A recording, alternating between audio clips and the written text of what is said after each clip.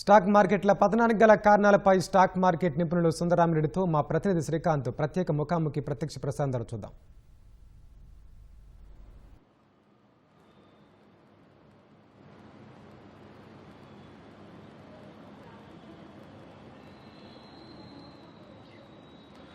Stock మార్కెట్లపై Trump సుంకాల ప్రభావం కొనసాగుతూనే ఉంది. నేడు కూడా స్టాక్ మార్కెట్లు భారీగా పతనమయ్యాయి. సెన్సెక్స్ దాదాపు 3000 పాయింట్ల నష్టంతో కొనసాగగా నిఫ్టీ 50 దాదాపు 1000 పాయింట్లకు పైగా నష్టంతో కొనసాగుతుంది.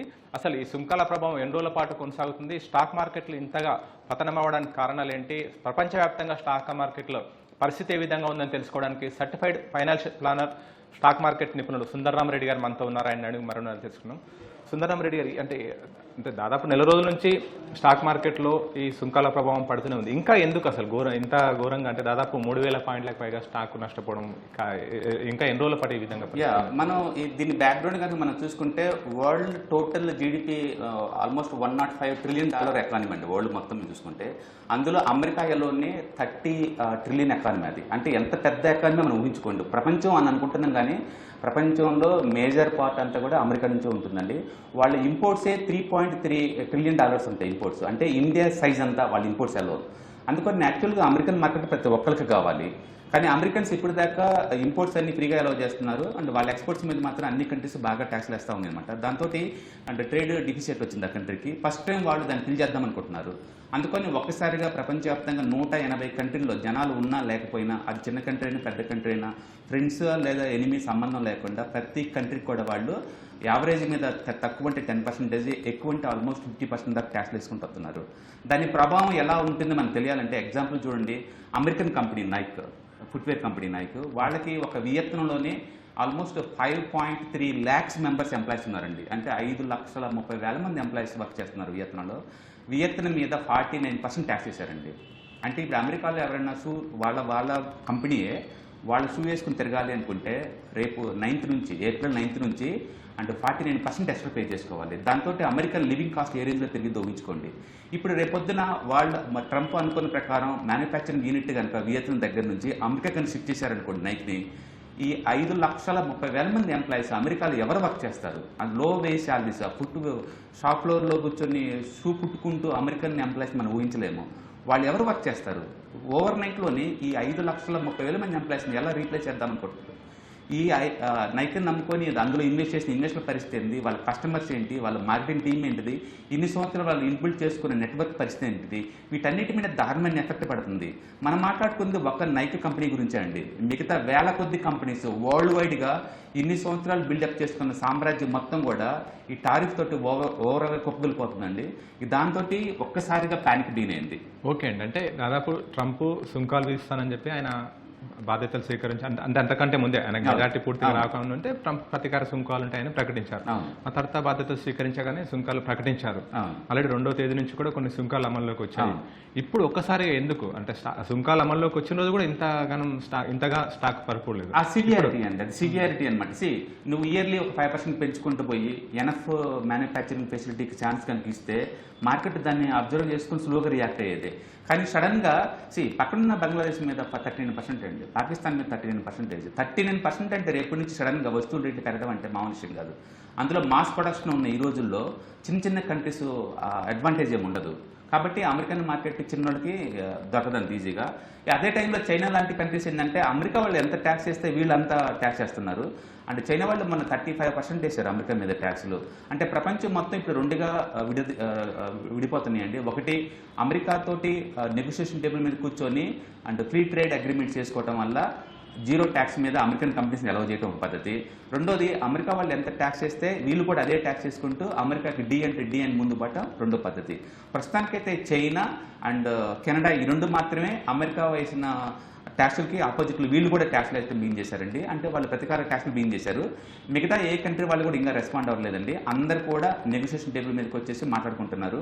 కాబట్టి మనకు క్లియర్ పిక్చర్ రావాలంటే ఏప్రిల్ 9 తర్వాత ఎన్ని కంట్రీస్కి వాళ్ళు అనుకున్న ట్యాక్సెస్ కంటిన్యూ అవుతుంది, ఎన్ని కంట్రీస్కి ట్యాక్స్ ఎత్తేస్తారో మనకు తెలియదు. ప్రస్తుతానికి స్టిల్ నెగోషియేషన్ టేబుల్ ఓపెన్ ఉంచారు వాళ్ళు. ఓకే సార్, ప్రపంచవ్యాప్తంగా స్టాక్ మార్కెట్లు ఏ విధంగా ఉన్నాయి? మీరు అన్నారు దాదాపు అమెరికా మా దేశాన్ని ఆధారపడి, అమెరికా ఆర్థిక వ్యవస్థను ఆధారపడి మిగతా ప్రపంచ దేశాలన్నీ కూడా ప్రభావితం అవుతాయని చెప్పి. ప్రస్తుతం అమెరికా స్టాక్ మార్కెట్ ఏ విధంగా ఉంది, ప్రపంచంలోని మిగతా స్టాక్ మార్కెట్లు ఏ విధంగా? మిగతా అన్ని మార్కెట్స్తో పోల్చుకుంటే అమెరికన్ మార్కెట్ చాలా పెద్దదండి. ఆ పెద్ద మార్కెట్ కాబట్టి పెయిన్ కూడా సివియర్గానే ఉంటుంది. జస్ట్ థర్స్డే అండ్ ఫ్రైడే ఆ 2 days మొత్తం 12% కొలాప్స్ అయిందంటే మీరు ఊహించుకోండి సివియారిటీ. 30 trillion ఎకానమీ 12% దాపోవటం మామూలు విషయం కాదు. ఇంకా వరస్ట్ ఏంటంటే ఈ రోజు లైవ్లో కూడా అది -4లో ట్రేడ్ అవుతుందండి లైవ్లో కూడా. అంటే ఈ రోజు నైట్ కూడా అమెరికన్ మార్కెట్ నెగిటివ్గా ఓపెన్ కాబోతున్నాయి. కాబట్టి ఇది ఫుల్ స్టాప్ నేమ్లు అన్ని కామాలే కనపడుతున్నాయండి. అండ్ ఇంటర్నల్గా ఈవెన్ అమెరికాలో కూడా నిన్న పెద్ద ఎత్తున ర్యాలీ చేస్తున్నారు వాళ్ళు, అన్ని సంఘాలలో ఒకటైపోయి. అండ్ అలస్కా నుంచి ఒబామా అన్ని స్టేట్స్ వాళ్ళందరూ కూడా ఇది హ్యాండ్స్ అప్ అని చెప్పేసి ర్యాలీ అక్కడ నిర్వహిస్తున్నారు. అంటే అటు ఇంటర్నల్ ప్రెజర్ ఉంది, ఇటు ఎక్స్టర్నల్ ప్రెజర్ ఉంది. అండ్ పెద్ద పెద్ద బిల్డింగ్స్ అందరూ లక్షల కోట్లు లాస్ అవుతున్నారు. మొత్తానికి ఈ ప్యానిక్ మొత్తాన్ని అయితే కొన్ని సంవత్సరాల తర్వాత మనం చూసుకుంటే కనుక అమెరికా ఏకాకి అవటమా లేదా కొత్త స్ట్రాంగ్ అమెరికా తయారవటమా, రెండింటిలో ఏదో ఒకటి జరిగిద్దండి. బట్ ఇప్పుడున్న పాత అమెరికా అయితే ఉండదు ఇంకా. ఓకే అండి, ఇప్పుడు అమెరికాలో ఇంటర్నల్ అంటే ఈవెన్ మాజీ అధ్యక్షుడు ఒబామా కూడా ఖండిస్తున్నారు, మీరు అన్నట్టు అంత యువత కూడా ర్యాలీ తీస్తున్నారు. ఆర్థిక మాంద్యం తలెత్తని కూడా కొంతమంది ఆర్థిక నిపుణులు చెప్తున్నారు. ఒకవేళ అమెరికాలో ఆర్థిక మాంద్యం తలెత్తితే ఇంకా ఏ విధంగా ఉండొచ్చు స్టాక్ మార్కెట్ల పరిస్థితి? ఇప్పుడు మార్కెట్ ఫీర్ అదేనండి. ప్రతి కంట్రీలో కూడా ఈ టారిఫ్ పుణ్యమా అంటూ ఎక్స్పోర్ట్ చేయలేకపోతున్నారండి. ఊహించండి, ఎక్కడో అమెరికాలో వాళ్ళు టారిఫ్ పెంచితే ఇక్కడ ఈస్ట్ వెస్ట్ గోదావరిలో ఫిషింగ్ పరిశ్రమ అంతా, రొయ్యల పరిశ్రమ అంతా ఆగిపోయినాయండి. 4 రోజుల నుంచి ఏ ప్రాసెసింగ్ యూనిట్స్ కూడా కొంటలేదు. అవి ఎక్కువ రోజులు మనం స్టోర్ చేయలేం కూడా. ఆ లాస్ ఇమ్మీడియట్లీ వీళ్ళు భరించాల్సిందే కదా. అలాగే యాపిల్ వాళ్ళు ఇండియాలో మ్యానుఫ్యాక్చరింగ్ అయిన వాళ్ళ మొబైల్స్ స్పేర్ పార్ట్స్ మొత్తం కూడా ఓవర్ నైట్లోనే 5 separate ఫ్లైట్స్లో వాళ్ళు తరలించిపోతున్నారంటే పెద్ద పెద్ద కార్పొరేటర్లు కూడా వణికిపోతున్నారు ఇది ఎంత దూరం పోతుందో అనేది. అందుకని టెంపరీగా అమెరికన్ మార్కెట్ మాంద్యంలోకి వెళ్ళినా కూడా పెద్ద ఆశ్చర్యపోవాల్సిన పని లేదండి. అండ్ జేపీ మార్గన్ క్లియర్గా ఇచ్చేశారు, we are entering into the recession and 90% chance ఉందంటున్నారు వాళ్ళు. అందుకని పెద్ద పెద్ద బ్యాంకర్స్ అందరూ కూడా ప్రపంచవ్యాప్తంగా జీడిపి గ్రోత్లు -1లో ఉండబోతున్నాయి. అండ్ ఏ కంట్రీలో అయితే జీడిపి గ్రోత్ +1 or 2% ఉంటుంది అనుకుంటున్నారో అవన్నీ కూడా రిసెషన్లో డ్రాప్ అయ్యే ఛాన్స్ ఎక్కువ ఉంది. అయితే ఇండియా లాంటి కంట్రీస్ బాగా ఎఫెక్ట్ అవుతాయి అంటే మన ఎక్స్పోర్ట్స్ మొత్తం 18% అమెరికా ఉంటుందండి. India well diversified trading partner అనమాట. 17% మన ఇండియాలో అగ్రికల్చర్ నుంచి వచ్చిందండి గ్రోత్, అది అమెరికాలో 0.9. అందుకని అమెరికన్ ఎకానమీకి మన ఎకానమీకి చాలా తేడా ఉందండి. మనది మ్యానుఫ్యాక్చరింగ్ 25%, అగ్రికల్చర్ నుంచి 17% అండ్ సర్వీస్ నుంచి 50% దాకా వస్తుంది. కాబట్టి మన బ్యాలెన్స్ ఉంది. అమెరికా అలా కాదు, ఆల్మోస్ట్ 85% అచ్చం సర్వీస్ మీద వస్తుంది అనమాట ఆ ఎకానమీకి. అందుకని దానికి ఉన్నంత సివియర్ ఎఫెక్ట్ మనకు ఉండకపోవచ్చు. బట్ స్టాక్ మార్కెట్ ఒక ఎమోషనల్గా వర్క్ చేస్తుంది కాబట్టి, ఫండమెంటల్ చూసుకోదు కాబట్టి, సో టెంపరీగా వరల్డ్ మార్కెట్స్ మొత్తం డ్రాప్ అవుతున్నాయి. గుడ్ బ్యాడ్ వరస్ట్ ఏ స్టాక్స్ అయినా సరే మొత్తం డ్రాప్ అవుతా ఉన్నాయి. And better to stay away అనమాట, క్లారిటీ వచ్చేంత వరకు. ఒకసారి క్లారిటీ కనుక వస్తే కనుక అండ్ స్ట్రాంగ్ ఇండియా ఎమర్జ్ అవుతుంది. మామూలుగా ఇలాంటి ఆర్థికపరమైన ఇబ్బందులు వచ్చినప్పుడు కొన్ని స్టాక్ మార్కెట్లు లావాదేవీలు నిలిపేయడం లాంటి ఘటనలు చోటు చేసుకుంటుంటాయి కదా. ఇప్పుడు అలాంటి పరిస్థితి ఎక్కడ దేశాలైనా ఉందా? ఈ పాయింట్ ఆఫ్ టైంలో జపాన్లో ఆల్రెడీ లోవర్ సర్క్యూట్ టచ్ అయిందండి మార్కెట్, అక్కడ ట్రేడింగ్ ఆపేశారు, మళ్ళీ తర్వాత రెజ్యూమ్ చేశారు. అండ్ ఇండియాలో అయితే నిఫ్టీ ప్రస్తుతానికి -4 మీద ట్రేడ్ అవుతుంది కాబట్టి మనకి -10 వచ్చేంత వరకు ఏముండదండి. సో ఇండియాలో ఈరోజు లోవర్ సర్క్యూట్ ఉండకపోవచ్చు, కానీ మెజారిటీ స్టాక్స్ అయితే సర్క్యూట్ బ్రేకర్స్ అయితే 5, 10, 20 అవి మొత్తం టచ్ అవుతా ఉన్నాయి. అండ్ వరల్డ్ వైడ్గా ప్యానిక్ ఉంది కాబట్టి ఈ రోజు నైట్ కూడా అమెరికన్ మార్కెట్ నెగిటివ్లో ఓపెన్ కాబోతుంది కాబట్టి ఫీచర్స్ క్లియర్ ఇండికేషన్ ఇస్తున్నాయి కాబట్టి అండ్ ఆ ప్యానిక్ ఉండటం అనేది సహజం. ప్రస్తుతానికి ఇది ఓపెన్ ఎగ్జిక్యూటివ్లో నడుస్తుంది నిఫ్టీ, టెంపరీగా 1000 పాయింట్స్ దగ్గర సపోర్ట్ తీసుకుంటుంది. ఇది చూడాలి ఎంతవరకు సస్టైన్ అవుతుందో లేదో అనేది. మొత్తానికి అయితే ప్రెజర్ అయితే బిల్ట్ అవుతుందండి వరల్డ్ వైడ్గా. ఈక్విటీ వాలటైలిటీ అంటే ఏంటి క్లియర్గా అర్థమవుతుంది. అండ్ బ్యాలెన్స్డ్గా ఉండటం ఎంత ఇంపార్టెంటో మనకు అర్థమవుతుంది. ఓకే సార్, అంటే ట్రంప్ నిర్ణయంలో కూడా ఒక దృఢమైన నిర్ణయం లేనట్టు కనబడుతుంది. ఎందుకంటే ఫార్మాకి వేయను అని చెప్పి మళ్ళీ తిరిగి ఫార్మా రంగం ఒకసారి ఊపిరి పీల్చుకుంది. దాదాపు ఎక్కువ 26% ఒకవేళ ట్యాక్స్ అంటే సుంకాలు అంటే గిట్లా అది ఉండదని చెప్పి కూడా ట్రంప్ చెప్పాడు మళ్ళీ. మళ్ళీ ఉంటుందని చెప్పి కూడా చెప్పాడు. అవును, మరుసటి రోజు. అంటే ఏంటి నిర్ణయాలు ఏమిలా? సో దాని మీనింగ్ ఏంటంటే వాళ్ళకి క్లారిటీ ఉందండి బ్యాక్గ్రౌండ్ లో. టెంపరీగా ఏంటంటే ఏదైతే వాళ్ళకి పనికి వస్తుంది అనుకుంటారో సెమీ కండక్టర్, ఫార్మా లాంటివి, వాటి మీద రేర్ మెటల్స్ వీటి మీద మాత్రం మొదట్లో ట్యాక్స్ లేదనుకున్నారు. తర్వాత ఏంటంటే ఏ ఒక్కదానికి ఎగ్జామ్షన్ లేదు, తక్కువ అంటే 10%, ఎక్కువ అంటే 45% ఉండాల్సిందని చెప్పేసి అంటే క్లారిఫికేషన్ ఇచ్చారనమాట. అందుకే మొదట్లో కూడా ఇండియా మీద 27 అన్నారు, తర్వాత క్లారిఫికేషన్ ఇచ్చారు 26 ఉంటుంది అనేది. సో మొత్తానికైతే వాళ్ళకున్న ట్రేడ్ డిఫిషియట్ ని ఫిల్ చేసుకుందాం అనుకుంటున్నారు. వాళ్ళ అప్రోచ్ అంటే వాళ్ళు అనుకున్న పద్ధతి మీద రైట్ అయి ఉండొచ్చు కానీ బట్ స్పీడ్ ఎగ్జిక్యూషన్ అనేది మాత్రం వరస్ట్ థింగ్ ఏంటండి. ప్రపంచంలో ఒక్కసారిగా ప్యానిక్ గురవుతున్నాయి. ఈవెన్ అమెరికాలోనే ఆర్థిక నిపుణులే ఇది మంచి పద్ధతి కాదు సడన్ గా ఇలా పుష్ చేయడం అంటున్నారు. అమెరికా వాళ్ళు మ్యానుఫ్యాక్చరింగ్ కలిసి మూవ్ అవటం మంచిదే, ఎందుకంటే సర్వీసెస్ మీద 85% మీద ఎంతకాలం ఉండలేరు. పర్టికులర్గా చైనాలో డీప్ సీక్ వచ్చిన తర్వాత అమెరికా టెక్నాలజీ రంగం మీద ఫస్ట్ టైం అందరికీ డౌట్ వచ్చిందనమాట, ఇది ఫ్యూచర్లో కూడా లీడర్షిప్ ఉంటుందా లేదా అనేది. ఇలాంటి టైంలో వెల్ బ్యాలెన్స్ కోసం కంట్రీ కోసం వాళ్ళు ఎంతకంత మ్యానుఫ్యాక్చరింగ్లోకి డైవర్స్ కావడం తప్పేం లేదు, ఆలోచన మంచిదే. బట్ ఎగ్జిక్యూషన్లో మాత్రం అది ఎంతవరకు సక్సెస్ అవుతుందని చూడాలి. సార్ సాధారణంగా ఉదయం ఒక స్టాక్ మార్కెట్ ప్రారంభమైన తర్వాత మధ్యాహ్నం తర్వాత తిరిగి ఒక్కసారిగా పికప్ కావడం లేదంటే పూర్తిగా తగ్గిపోవడం ఉంటుంది. ఏ ప్రభావం దాని మీద చూపిస్తుంది? ఈరోజు 3000 నష్టంలో ఇప్పుడు కొనసాగుతుంది, అది ఇంకా పడిపోయే ప్రమాదం ఉంటుందా లేకపోతే కోలుకునే అవకాశం ఉంటుంది? ఎక్కువ సార్లు మనకి మార్కెట్ ఏషియన్ మార్కెట్లో లాస్ట్ ఓపెన్ అయ్యే మార్కెట్ మందేనండి. 5:30కే జపాన్ మార్కెట్ ఓపెన్ అవుతుంది అండ్ లాస్ట్లో 9:15కి ఇండియన్ మార్కెట్ ఓపెన్ అవుతుంది. కాబట్టి ఆటోమేటిక్గా మనకు అర్థమైపోతుంది మన వరల్డ్ ప్యానిక్ ఎలా ఉందనేది. మధ్యాహ్నం 1 o'clock యూరోప్ మార్కెట్స్ ఓపెన్ అవుతాయండి. నెక్స్ట్ క్లూ యూరోప్ నుంచి వచ్చిందనమాట. ఒకవేళ యూరోప్ మార్కెట్ కనుక కోలుకుంటే కనుక ఇండియన్ మార్కెట్ కోలుకునే ఛాన్స్ ఎక్కువ ఉంది. ఏదైనా కానీ మార్కెట్ కనుక ఫస్ట్ ఓపెన్ అయిన దగ్గర ప్రైస్ గుర్తుపెట్టుకోండి, అది కనుక బ్రేక్ డౌన్ అయితే మోర్ డౌన్ ట్రెండ్ అయ్యే ఛాన్స్ ఉంటుంది. అది కనుక సస్టైన్ కనుక అయితే మార్కెట్ పదే పైకి పోవడానికి ట్రై చేస్తూ ఉంటుంది. కాబట్టి యూరోప్ మార్కెట్స్ 3 మనకి important, Asian market recovery try చేస్తున్న లేదు ఇంపార్టెంట్, నిఫ్టీ ఓవరాల్గా ఎలా రెస్పాండ్ అవుతుంది ఇంపార్టెంట్. నిఫ్టీయే -4 అంటే స్టాక్స్ చూసుకోండి. ఈ రోజు ఎవరి పోర్ట్ఫోలియో అయినా సరే -10 ఏంటంటే ఇట్స్ నార్మల్ అనుకోండి, ఎందుకంటే ఎంటైర్ వరల్డ్ మార్కెట్ డ్రాప్ అవుతున్నప్పుడు అలా డ్రాప్ అవడం అనేది మామూలు విషయం అనమాట. So equity market short term point of లో ఈ వాలటిలిటీ కామన్ అండి. ఇలాంటి ప్యానిక్లు రోజు వస్తాయంటే లేదు, 10 yearsకి ఒకసారి 20 yearsకి ఒకసారి వస్తాయి. ఊహించండి అమెరికాలో 20 years తర్వాత కానీ 12% పడలేదు 2 daysలో. అలాంటి యూనిక్ సినారీలో ఉన్నారు. డెఫినెట్గా ఇలాంటివి బ్లడ్ బాత్ అది మండే కానీ ఫ్రైడే కానీ ఎక్కువ వస్తుంటే ఈసారి మండే వచ్చింది.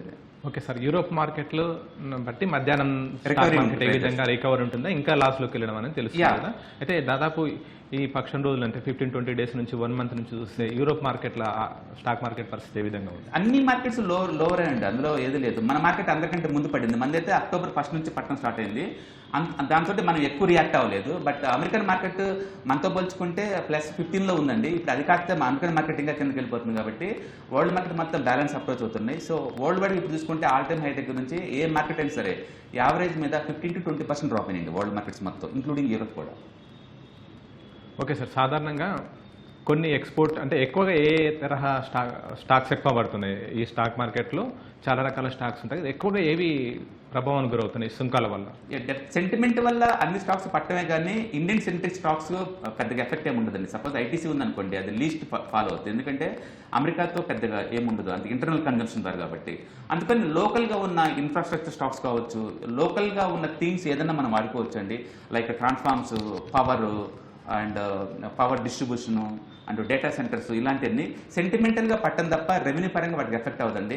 కానీ అమెరికాతో మనం ఏదైతే డైరెక్ట్గా ఎక్స్పోర్ట్ చేస్తుంటామో అవి మాత్రం బాగా ఎఫెక్ట్ అవుతాయండి. ఐటీ ఒకటి, ఫార్మా ఒకటి, textiles, footwear, jewellery and food processing American export చేసే వరకు మాత్రం దారుణంగా ఎఫెక్ట్ అవుతాయి. ఒకప్పుడుగా అమెరికన్ మార్కెట్ మాది అని చెప్పేసి గర్వంగా ఫీల్ అయ్యేవాళ్ళు. ఇప్పుడు ఏదైతే అమెరికన్ మార్కెట్ రెవెన్యూ ఎక్కువ ఉందో వాటిని టార్గెట్ చేసి షార్ట్ సెల్లింగ్ చేస్తూ ఉన్నారు. కాబట్టి మనకి ఈ టాక్సేషన్ మీద క్లారిటీ కనుక వస్తే మనకు అర్థం అవుతుంది. కాకపోతే ఇండియన్ పొలిటికల్ సిస్టమ్ ఇప్పుడు చాలా స్ట్రాంగ్గా ఉందండి అండ్ నెగోషియేషన్ టేబుల్ మీద కూర్చుంటున్నారు. డెఫినెట్గా దీనికి సొల్యూషన్ ఫైండ్ అవుట్ చేస్తారు. గుడ్ థింగ్స్ ఏంటంటే ఇన్కమ్ ట్యాక్స్ రిడక్షన్ ఈ ఫైనాన్షియల్ ఇయర్లో ప్రతి ఒక్కళ్ళు 12 lakh వరకు ట్యాక్స్లు లేవు, కాబట్టి 1,00,000 కోట్లు టేబుల్ మీద ఉంచారు. రెండోది ఇన్ఫ్లేషన్ బాగా తగ్గుతుంది, 3.5% లోయెస్ట్ లాస్ట్ 1 yearలో. అండ్ ఆర్బీఐలో ఇప్పటికే మార్కెట్లో లిక్విడిటీ 2.5 lakh crore పంప్ చేశారండి. అండ్ ఒకసారి రేట్ కట్ చేశారు, ఇంకా 2 times కట్ చేసే ఛాన్స్ ఎక్కువ ఉంది. And real estate last 5 years average growth 35% అండి. కాబట్టి లోకల్గా ఇష్యూస్ లేదు, బట్ వరల్డ్ వైడ్కి వచ్చిన ప్రెజర్ తట్టుకొని నిలబడుతుందా అంటే చెప్పలేము అవన్నీ. అందుకని టెంపరీగా మార్కెట్తో పాటు వరల్డ్ మార్కెట్తో పాటు నెగిటివ్ రియాక్ట్ అయినా సరే మనం సమ్వేర్ ఎల్స్ 22,000 దగ్గర లేదు 21,000 దగ్గర ఖచ్చితంగా బాటమ్ అవుట్ తీసుకుని ఎక్కువ ఛాన్స్ ఉంది. మొత్తం మీద ప్రపంచం మొత్తం మీద కాతికుర్త కంఫర్ట్ జోన్లో కూర్చుందంటే ఇండియా. ఏ కంట్రీలో అయినా సరే మెయిన్ కాంపోనెంట్ ఏమొస్తుంది రిసెషన్ వస్తే అంటే ఒకటి ఫుడ్ సెక్యూరిటీ. ఇండియాలో అగ్రికల్చర్లో 20% వరకు మనది వస్తుందండి. మనకు సరిపోగా వేరే కంట్రీలకు హెల్ప్ చేసే స్టేజ్లో కూడా మనం ఉన్నాం. Food security. 2 energy security. Energy కూడా ఈ మధ్య ఇథనాల్ బ్లెండింగ్ డీలింగ్ చేసిన తర్వాత రష్యా వాళ్ళతో టైప్ అయిన తర్వాత ఎనర్జీ సెక్యూరిటీ కూడా వచ్చిందండి. కాబట్టి ఎనర్జీ సెక్యూరిటీ ఉంది ఇండియాకి, ఫుడ్ సెక్యూరిటీ ఉంది. టూ మచ్గా మనం ప్యానిక్ అయ్యే అంత సినారియో కాదు. టెంపరీగా సెంటిమెంటల్గా వరల్డ్ మార్కెట్స్ మొత్తం కొలాప్స్ అవుతున్నాయి. సో మన మీద ఎఫెక్ట్ అవుతున్నాయి. అందుకని ఈ టైంలో గుడ్ బ్యాడ్ అంటే ఏం లేదు, అన్ని సెంటిమెంట్ డ్రాప్ అవుతాయి. బట్ రికవరీ మాత్రం అమెరికా సెంట్రిక్ లేని మాత్రం త్వరగా రికవరీ ఛాన్స్. ఓకే సార్, ఇప్పుడు ఎలాంటి జాగ్రత్తలు తీసుకోవాలి? ఆల్రెడీ స్టాక్ మార్కెట్లో పెట్టుబడి పెట్టిన వాళ్ళు ఉంటారు, ఇన్వెస్ట్ అంటే చేయాలనుకున్న వాళ్ళు ఉంటారు, మ్యూచువల్ ఫండ్లో ఉన్న వాళ్ళు ఉంటున్నారు. ఎందుకంటే భారత్లో ఇప్పుడు పొదుపు చేసే వాళ్ళ సంఖ్య పెరిగింది, దానికి స్టాక్ మార్కెట్నే దాన్ని ఎంచుకుంటున్నారు ఒక పెట్టుబడి సాధనంగా. చాలా మంది పెట్టుబడి పెట్టి ఉన్నారు, చాలా మంది నష్టపోతూ ఉన్నారు. ఎలాంటి జాగ్రత్త తీసుకుంటే బెస్ట్ అంటారు? మీరు కనుక కోవిడ్ కన్నా ముందుంటే మీకు ఆల్రెడీ ఐడియా ఉంటుంది. కోవిడ్ టైంలో నిఫ్టీ 38% డ్రాప్ అయింది. అప్పటితో పోల్చుకుంటే ఇప్పుడు నిఫ్టీ డ్రాప్ అవుతుంది జస్ట్ 16% డ్రాప్ అయింది. దాని మీనింగ్ ఏంటంటే ఇలాంటి పెద్ద పెద్ద ప్యానిక్ సినారియోలో మనం ఎలా హ్యాండిల్ చేసామో, ఆ టైంలో నిఫ్టీ ఎలా బిహేవ్ చేసింది, హిస్టారికల్ డేటాకి వెళ్ళి మనం చార్ట్ కనుక చూసుకుంటే మీకు ఈజీగా అర్థమైంది. వితిన్ 1 year కల్లా మళ్ళీ అంతా రికవర్ అవుతుంది. కాబట్టి మ్యూచువల్ ఫండ్స్లో పెట్టిన వాళ్ళు యూనిట్ వాల్యూ డ్రాప్ అవుద్దేమో కానీ మీరు భయపడాల్సిన పని ఏం లేదు. ఇంకా స్టాక్స్ అంటే థీమ్ మారుతూ ఉంటుంది. ప్రతి బేర్ మార్కెట్ నుంచి బుల్ మార్కెట్ మారేటప్పుడు థీమ్స్ మారుతూ ఉంటాయండి. అండ్ స్టిల్ ఇండియాలో ఇప్పటికి కూడా లోకల్ ఎఫ్ఎంజీసీ కంపెనీస్ కావచ్చు, power distribution, power transmission and nuclear theme and data centres, ఈ థీమ్ స్టిల్ హాట్ అనమాట. అయితే ఆ స్టాక్స్ డ్రాప్ అవ్వంటే డ్రాప్ అవుతాయి, బట్ క్విక్గా రికవర్ అవుతుంది మిగతా వాటితో పోల్చుకుంటే. కాబట్టి ఈ టైంలో వీక్ ఉన్న స్టాక్స్ని డ్రాప్ చేసుకుంటూ పోర్ట్ఫోలియో అలాంటి క్లోజ్ చేసుకుంటూ స్ట్రాంగ్ గ్రోత్ ఉన్న వాటిని ఇండియన్ సెంట్రిక్ థీమ్స్ని బిల్డప్ చేసుకోవడం చాలా బెటర్. ఓకే సార్, చివరిగా ఒక ప్రశ్న. దాదాపు కోవిడ్ తర్వాత మన స్టాక్ మార్కెట్ బాగా బుల్ వెళ్ళింది. ఆ తర్వాత గత అక్టోబర్ నుంచి కూడా బేర్ మార్కెట్గా ఉంది. ఆ కోవిడ్ తర్వాత పికప్ అయింది, ఎంత శాతం పికప్ అయింది? అక్టోబర్ నుంచి ఎంత శాతం పడిపోయింది? దానికి సంబంధించి అంచనాగా mid cap small cap 30% grow అయిందండి 5 years కంటిన్యూస్గా. Total sector 30%. కొన్ని స్టాక్స్ అయితే ఈవెన్ 5x 10x కూడా వెళ్ళిపోయినాయి ఆ టైంలో. అంటే డ్రాప్ అయింది మొత్తం ఆల్ టైమ్ హైలో చూసుకుంటున్నాను 25% అండి యావరేజ్ మీద. 25% అక్టోబర్ నుంచి ఇప్పటి వరకు కూడా. అంటే 1 year గెయిన్స్ మనం లాస్ అయ్యాం అంతే యావరేజ్ చెప్పాలంటే. నిఫ్టీ జనవరి టు జనవరి చూసుకుంటే కనుక 9% ప్లస్లో క్లోజ్ అయ్యామండి. ఈ సంవత్సరం ప్రస్తుతానికైతే మాత్రం -8% దగ్గర ఉన్నాం. జనవరిని తీసుకుంటే -8లో ఉన్నాం. Stock market every year average మీద 50% పట్టడం అనేది ఏదో ఒక రీజన్తో నార్మల్ థింగ్ అండి.